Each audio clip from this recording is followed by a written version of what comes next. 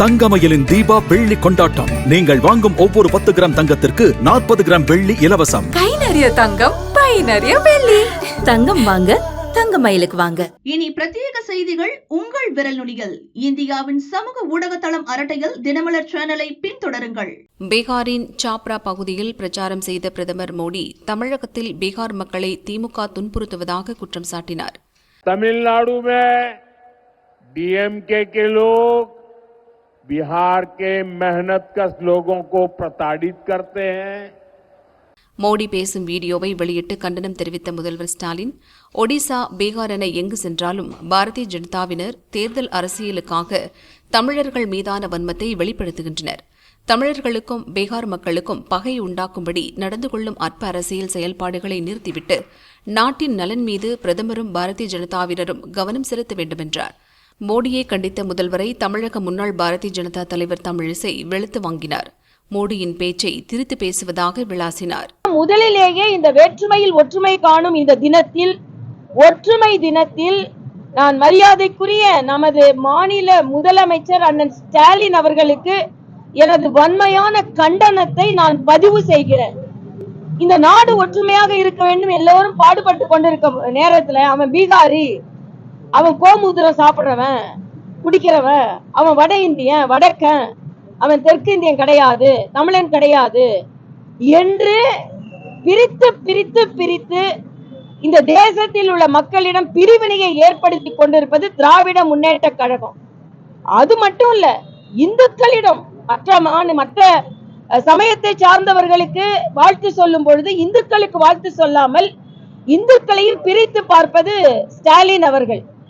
மரியாதைக்குரிய பாரத பிரதமர் நேற்று பீகார்ல என்ன சொன்னார்னா, பீகார் மக்களை கீழ்த்தரமாக பேசுவது திராவிட முன்னேற்ற கழகம், பாகுபாடோடு பேசுவது திராவிட முன்னேற்ற கழகம். தமிழர்னு சொல்லல, இன்று நாங்கள் சொல்கிறோம் என்னமோ தமிழர்னா அதுக்கு திராவிட முன்னேற்ற கழகம் தான்.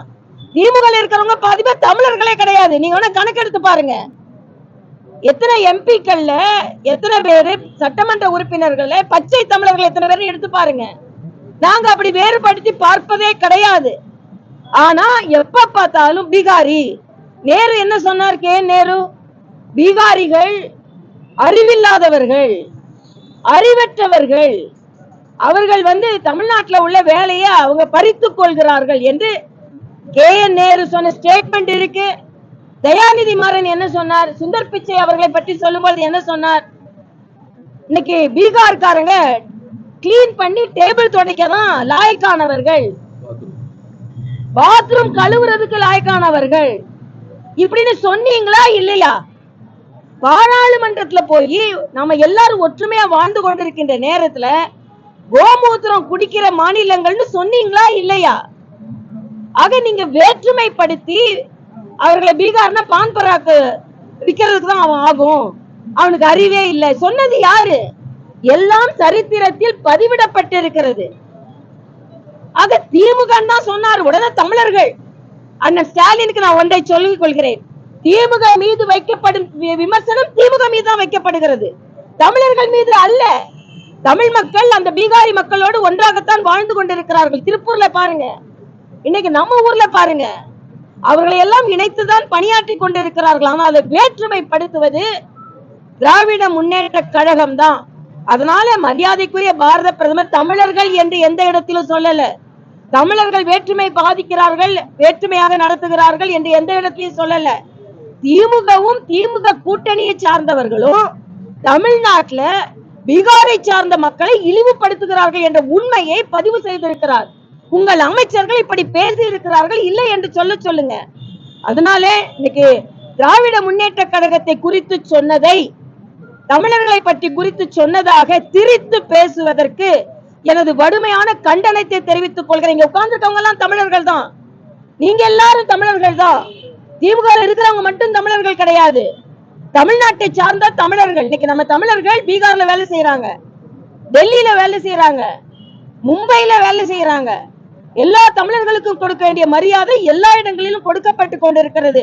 நாங்க தமிழர்கள் தான். இன்றிலிருந்து நான் சொல்றேன், ஏன்னா பாரதிய ஜனதா கட்சி தமிழுக்கு வேறானவர்கள், தமிழுக்கு அவங்களுக்கு சம்பந்தம் இல்ல. தமிழுக்கே ஒட்டுமொத்த சொந்தக்காரங்களும் குத்தகைக்காரங்களும் திமுக காரங்க தான். அப்படின்னு சொல்வதை நாங்கள் இன்றிலிருந்து ஏற்றுக்கொள்ள மாட்டோம். இன்னைக்கு திமுகவை சொன்னதை தமிழர்களை சொன்னதாக திரித்து பேசுவதை நிச்சயமாக 8 கோடி தமிழர்கள் ஒத்துக்கொள்ள மாட்டார்கள். அதனால் ஸ்டாலின் அவர்களின் அந்த பதிவிற்கு நான் கடுமையான கண்டனத்தை தெரிவித்துக் கொள்கிறேன். மரியாதைக்குரிய பாரத பிரதமர் மாதிரி இந்த நாட்டிற்கு ஒற்றுமையை விதைப்பவர் வேறு யாரும் இருந்தது கிடையாது என்பதை நான் தெரிவித்துக் கொள்கிறேன்.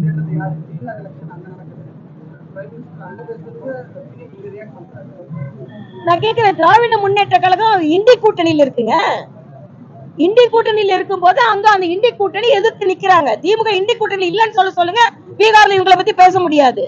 நீங்க இண்டி கூட்டணியில ஒரு பகுதியா இருந்து கொண்டு அந்த பீகார் மக்களை நீங்க வன்மமா பேசும் பொழுது, அந்த இண்டி கூட்டணிக்கு எதிராக பிரச்சாரம் செய்யும் பொழுது நிச்சயமா அதை பத்தி சொல்லத்தான் செய்வாங்க.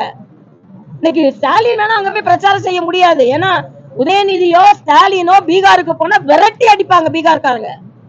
நீங்க அங்க போய் ஒண்ணு வாயை திறக்க முடியாது. அங்கெல்லாம் சனாதன தர்மத்தை பின்பற்றும் மக்கள் உதயநிதி போனா விரட்டி அடிப்பாங்க. அதே மாதிரி ஸ்டாலின் நேருவை கட்டுப்படுத்தல, தயாநிதி மாறனை கட்டுப்படுத்தல. பீகார் மக்களை பத்தி பேசினவங்க இங்க வந்து எந்த விதத்துல நீங்க பிரச்சாரம் செய்ய போறீங்கன்னு இன்னும் சொல்ல போனா இந்தி கூட்டணி திமுக கூட்டணி அந்த அதுல அங்கம் வகிப்பதனாலேயே வட இந்தியாவில் தோற்கடிக்கப்படுகிறது என்பதை நான் தெரிவித்துக் கொள்கிறேன்.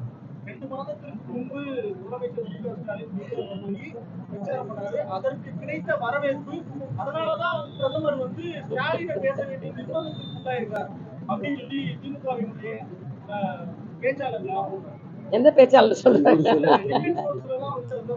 அதாவது இல்ல பீகார் பாலிடிக்ஸ்ல வந்து இம்பாக்ட் ஆயிருக்கு. ஆமா இம்பாக்ட் ஆயிருக்குன்னு நீங்களே சொன்னப்ப தமிழ்நாட்டுல இம்பாக்ட் குறைஞ்சிட்டு இருக்கு. ஸ்டாலினோட பேச்சுக்கு தமிழ்நாட்டுல இம்பாக்ட் குறைஞ்சிட்டு இருக்கு. அதுல வேற பீகார்ல இம்பாக்ட் ஆயிட்டு இருக்கோம். நீங்களா கற்பனை செஞ்சுக்க வேண்டியதுதான்.